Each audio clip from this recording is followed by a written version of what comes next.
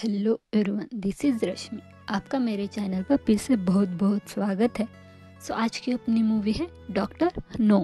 कहानी को पूरा समझने के लिए वीडियो एंड तक ज़रूर देखें। तो करते हैं शुरू। तो मूवी की कहानी शुरू होती है जमाइका से। MI6 के स्टेशन चीफ जॉन स्ट्रैंगवेज की इनकी सेक्रेटरी मैरी के साथ 3 मर्डरर ने उनको मार दिया होता है, इससे पहले कि उनके घर में तोड़फोड़ की जाए। जब स्ट्रैंगवेज की डेथ की खबर MI6 के हेड एम तक पहुंचती है तो वो केस की जांच करने के लिए इंटेलिजेंस ऑफिसर जेम्स बॉन्ड को अपॉइंट करते हैं और ये डिटरमाइन करते हैं कि क्या ये कैप कैनवरल से रॉकेट लॉन्च में डिसरप्शन से जुड़े केस में CIA के साथ स्ट्रैंगवेज से रिलेटेड है रेडियो जामिंग द्वारा। जब बॉन्ड जमाइका पहुंचता है तो एक आदमी उसे घेर लेता है और कहता है कि उसे लेने के लिए एक ड्राइवर है, लेकिन रियल में वो एक दुश्मन एजेंट है जिसे उसने मारने के लिए भेजते हैं। बॉन्ड एजेंट पर सवाल उठाता है, लेकिन इससे पहले कि वो उससे पूछताछ कर पाता, एजेंट साइनाइड लेस्ड सिगरेट पीकर खुद को मार डालता है। गवर्नमेंट हेडक्वार्टर्स का दौरा करने के बाद बॉन्ड ने प्रिंसिपल सेक्रेटरी प्लाइडेल स्मिथ से उन लोगों के साथ एक मीटिंग करने के लिए कहा जिन्होंने स्ट्रैंगवेज को आखिरी बार देखा था, जिसे प्रोफेसर डेड भी इंक्लूड थे। बाद में स्ट्रैंगवेज के घर जाने पर बॉन्ड को डेंट की एक रिसीट और स्ट्रैंगवेज एंड क्वारल की एक पिक्चर मिलती है, वो व्यक्ति जिसने पहले एयरपोर्ट से बॉन्ड का पीछा किया था। जब बॉन्ड क्वारल से कन्फ्रंट करता है तो पता चलता है कि वो CIA की हेल्प कर रहा है और वो बॉन्ड को उनके एजेंट फेलिक्स लीटर से मिलवाता है जो स्ट्रैंगवेज की डेथ का इन्वेस्टिगेशन कर रहा है। बॉन्ड को फेलिक्स से पता चलता है कि CIA ने जमाइका, जो 1962 तक एक ब्रिटिश कॉलोनी थी, में रेडियो जैमिंग सिग्नल का पता लगाया था और स्ट्रैंगवेज इस एग्जैक्ट ओरिजिन का पता लगाने में हेल्प कर रहा था।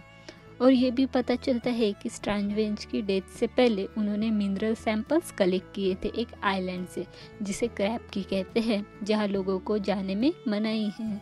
बॉन्ड डेंट को मिलता है सैंपल्स और क्रैप की इंक्वायरी करता है, लेकिन उसके आंसर्स पे उसे डाउट होता है जब वो कहता है कि जांच किए गए सैंपल्स नॉर्मल है। मीटिंग के बाद डेंट अपने एक्सक्लूसिव ओनर से मिलने के लिए क्रैप की जाता है, जिसके लिए वो काम करता है ताकि उसे बॉन्ड की विजिट के बारे में इन्फॉर्म कर सके। अंडर स्ट्रिक्ट इंस्ट्रक्शंस डेंट बॉन्ड को टारंटुला से मारने का अटेम्प्ट करता है, हालांकि बॉन्ड स्पाइडर को मार देता है और डेंट के लिए एक ट्रैप सेट करता है। बॉन्ड ने 3 ब्लाइंड माइस असैसिन पर बाजू पलट दी, फिर प्लेडेल स्मिथ के करप्ट सेक्रेटरी मिस टारो को भी अरेस्ट करवाया।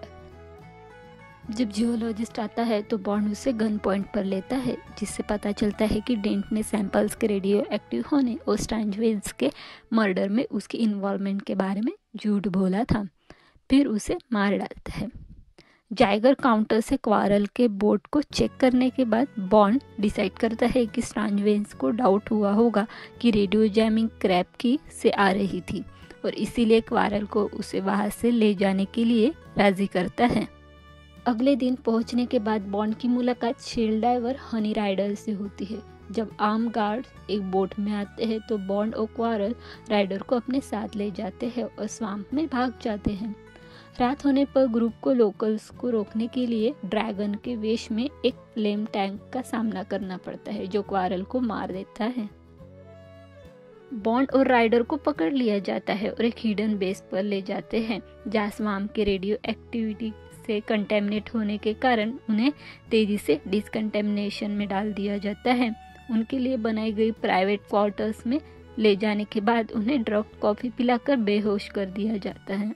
उठने के बाद उन दोनों को बेस के ओनर डॉक्टर जूलियस नो, एक चाइनीज जर्मन क्रिमिनल साइंटिस्ट जिसके रेडिएशन एक्सपोजर की वजह से मेटल हैंड्स है, उनके साथ लंच करने के लिए ले जाया जाता है।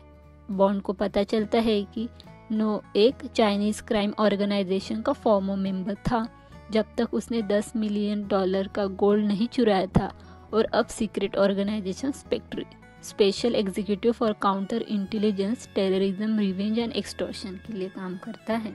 नो द्वारा कंडक्टेड रेडियो जैमिंग की योजना एक रेडियो बीम का यूज करके केप कैनावरल में प्रोजेक्ट मर्क्यूरी को डिसरप्ट करने की है, जिसके बारे में उनका कहना है कि ये स्पेक्ट्री की पावर का डेमोन्स्ट्रेशन होगा।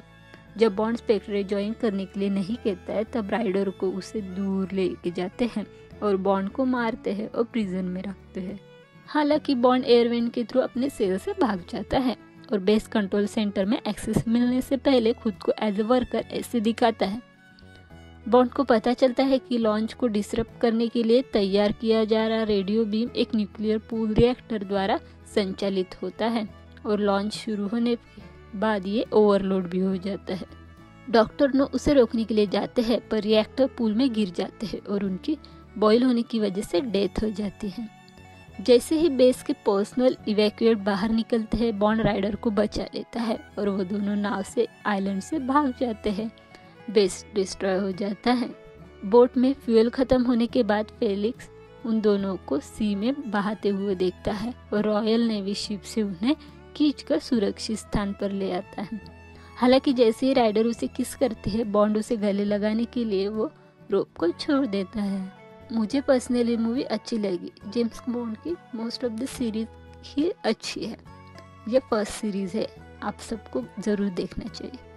आप सबको इस मूवी का रिव्यू कैसा लगा ये मुझे कमेंट बॉक्स में ज़रूर बताएं और मेरे इस वीडियो को लाइक और शेयर करें और बहुत सारे मूवीज़ का रिव्यू देखने के लिए मेरे चैनल को भी सब्सक्राइब कर दें। Bye, thanks for watching my video. मिलते हैं नेक्स्ट वीडियो के साथ।